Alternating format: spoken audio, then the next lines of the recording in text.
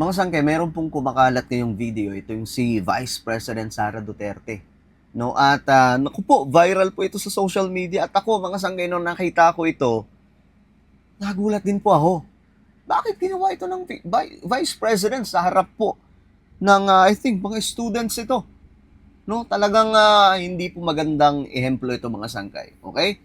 Anyway, bago tayo magsimula, sa mga hindi pa po dyan nakakapag-subscribe sa ating YouTube channel, makikita nyo po yung subscribe button sa baba ng video na to. I-click nyo lamang po yung subscribe, i-click ang bell, at i-click nyo po yung all. Sa mga nanonood po sa Facebook, i-follow nyo po yung ating Facebook page. Okay, diretso po tayo. Nagulat lang po talaga ako kasi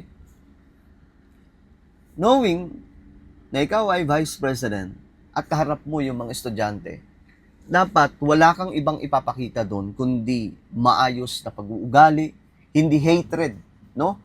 Kasi nga ngayon mga sangkay, yung ano ngayon, 'di ba? Yung nangyayari ngayon na mga ganap sa mga schools, mga sangkay, masyado pong nakaka-alarma, very alarming, no?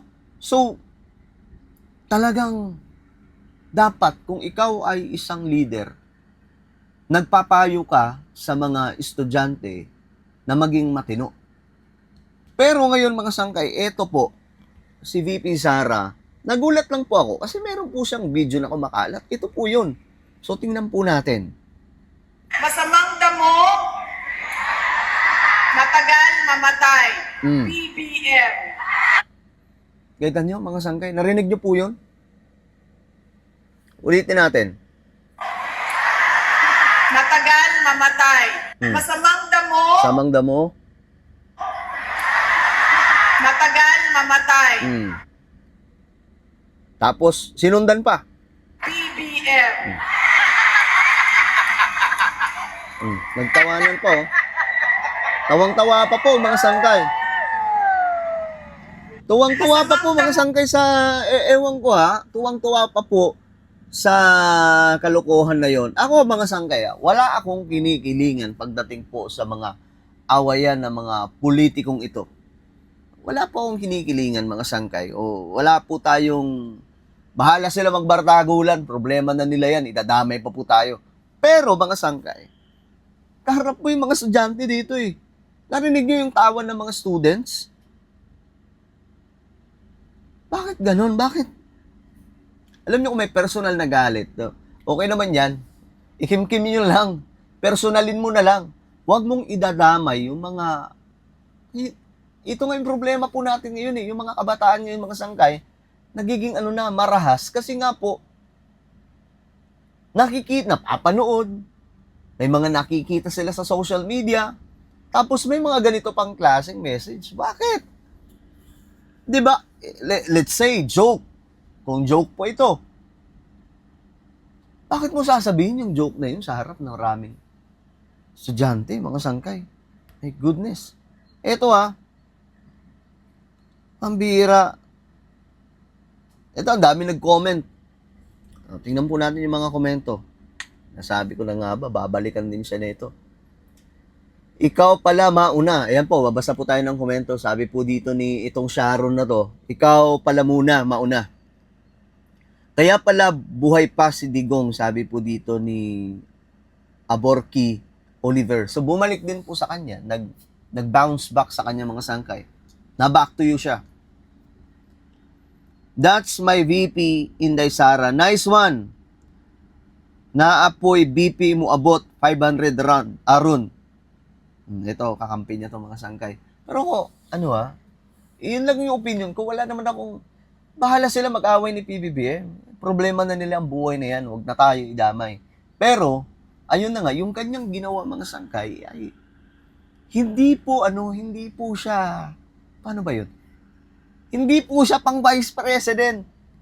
Biruin mo yung video na yun kumakalat.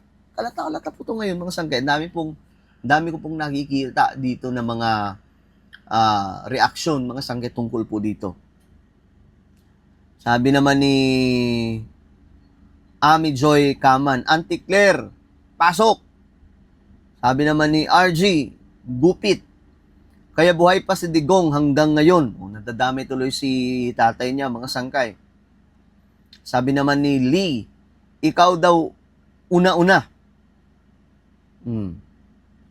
So, sabi naman ni Joshua Fernandez, talking to your father in The Hague. Kita nyo mga sangkay, nadamay po tuloy si PRRD sa ginawa niya mga sangkay. No, ngayon, ito pa. May post pa po itong, may balita kasi tungkol dyan. Sabi kasi sa GMA News, ayan po, sabi sa GMA News, VP Sara Duterte sa insidente sa Tacloban, this tragedy also exposes the failure of the government to recognize the importance of intelligence gathering and identifying threats before lives are lost. Ngayon, naisip ko lang, ka lang, ano bang paano ba i-relate yun doon sa pangyayari mga sangkay? Ngayon, may nag-comment itong si Ramon Tulfo. Sabi po niya dito, napakabobo naman nitong si VP Sara. Ay, grabe naman to si Ramon. Anong kinalaman ng intelligence gathering sa krimen na naganap sa isang paaralan? Sabi po niya dito, bago naman bumitiw ng salita, dapat isipin niya muna ang kanyang sasabihin. O baka naman wala siya sa sariling pag-iisip. Yun nga ang sinabi ko mga sangkay, diba? Hindi po siya tugma, hindi po pumasok dun eh. Anong kinalaman ng intelligence gathering? Doon siya nangyari. No? Ang bihira mga sangkay naman, no? Ngayon, as usual, viral na naman po ito sa social media. Pero ayun na nga po, mga sangkay, ito yung yung video niya na kumakalat ngayon, mga sangkay. Kasi ako, for me, hindi talaga pwede yun. Nasa harap mo yung maraming mga estudyante, then gagawa ka ng ganong klaseng statement. Joke man yan o hindi. No?